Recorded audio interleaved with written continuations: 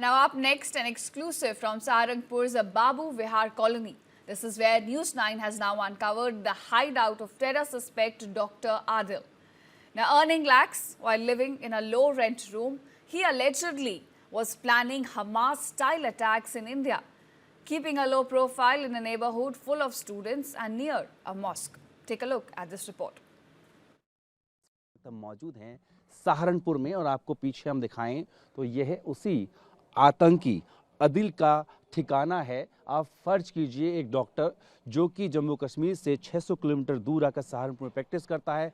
5 लाख रुपए महीना उसकी तनख्वाह होती है, लेकिन वो रहने के लिए इस तरह की जो कच्ची कॉलोनी है यहाँ पर 1500 से 2000 रुपये किराए के मकान को चुनता है।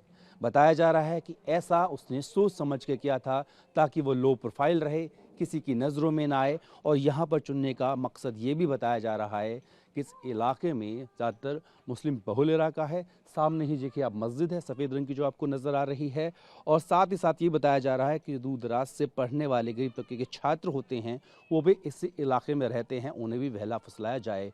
सूत्र ये भी बताते हैं कि हर शाम को यहाँ पर डॉक्टर अदिल से मिलने कुछ लोग आते थे, लेकिन वो आसपास के लोगों से बात नहीं करता था। और जैसे ही इस ब्लास्ट का खुलासा हुआ, इस पूरे मॉड्यूल का खुलासा हुआ जम्मू कश्मीर पुलिस द्वारा, 6 नवंबर को उसको पकड़ा गया। फिलहाल आप देखेंगे तो यहाँ पर मकान पर ताला लगा हुआ है।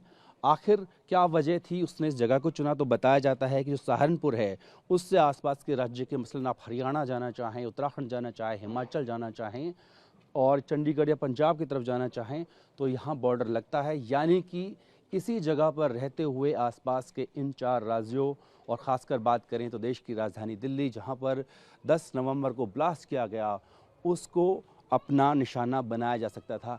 इसी के लिए साजिशन डॉक्टर अदिल ने ये जगह चुनी थी और वो यहीं के पास में जो हॉस्पिटल है वहाँ पर रहकर प्रैक्टिस कर रहा था। Now up next, an exclusive from Saharanpur's Babu Vihar colony.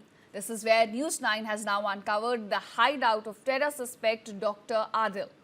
Now earning lakhs while living in a low-rent room, he allegedly was planning Hamas-style attacks in India, keeping a low profile in a neighborhood full of students and near a mosque. Take a look at this report.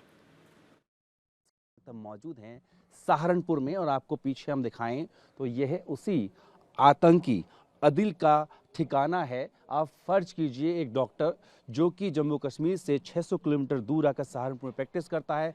5 lakh रुपए महीना उसकी तनख्वाह होती है, लेकिन वो रहने के लिए इस तरह की जो कच्ची कॉलोनी है यहाँ पर 1500 से 2000 रुपये किराए के मकान को चुनता है।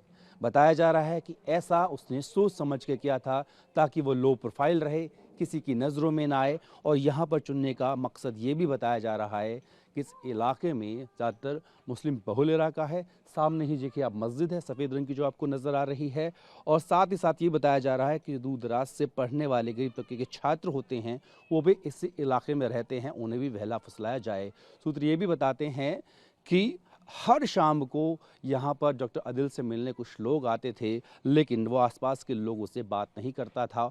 और जैसे ही इस ब्लास्ट का खुलासा हुआ, इस पूरे मॉड्यूल का खुलासा हुआ जम्मू कश्मीर पुलिस द्वारा, 6 नवंबर को उसको पकड़ा गया। फिलहाल आप देखेंगे तो यहाँ पर मकान पर ताला लगा हुआ है।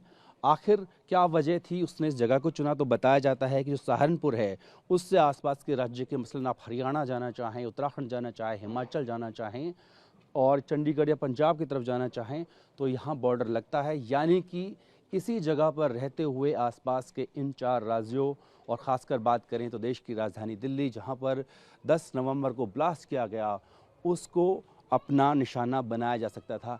इसी के लिए साजिशन डॉक्टर अदिल ने ये जगह चुनी थी और वो यहीं के पास में जो हॉस्पिटल है वहाँ पर रहकर प्रैक्टिस कर रहा था।